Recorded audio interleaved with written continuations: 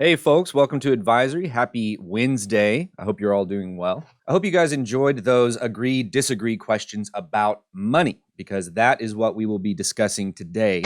Specifically, we're going to look at the relationship between money and our own behavior, as in how we personally deal with money, how we think of money, and how that affects what we then do with our money. How you answered some of these questions could start to tell you how you think of money and start to reveal little things. For instance, if you connect the idea of money to strong positive emotions, like the idea that money can buy happiness, or that you feel loved whenever people spend money on you, or maybe you're the opposite where you hate thinking about it, you avoid it completely, you don't even want to look at your bank account, maybe you avoid conversations about money. And if that's true, you got to wonder why that is and where that behavior comes from. And that's where this next video comes in. It's going to talk about the 4 money personalities that financial experts and psychologists have come up with to explain how we deal with money. And as they're describing the 4, I want you to think about which of those 4 best describes you, and what are the positive and negative possibilities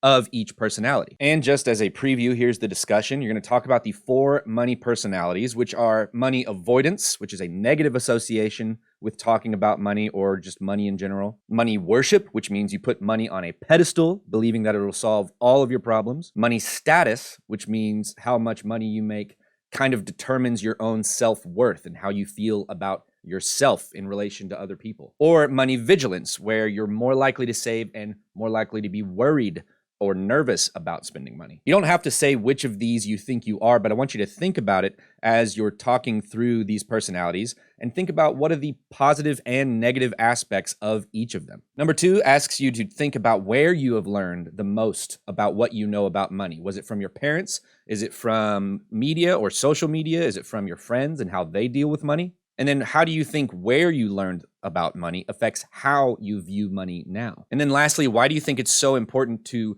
connect this idea of money and behavior? Why is it important for us to think about how we deal with money and what that causes us to do? And that'll be all from me for today. Enjoy that video and the discussion. Don't forget that tomorrow is our last day of school this week. We will not have school on Friday.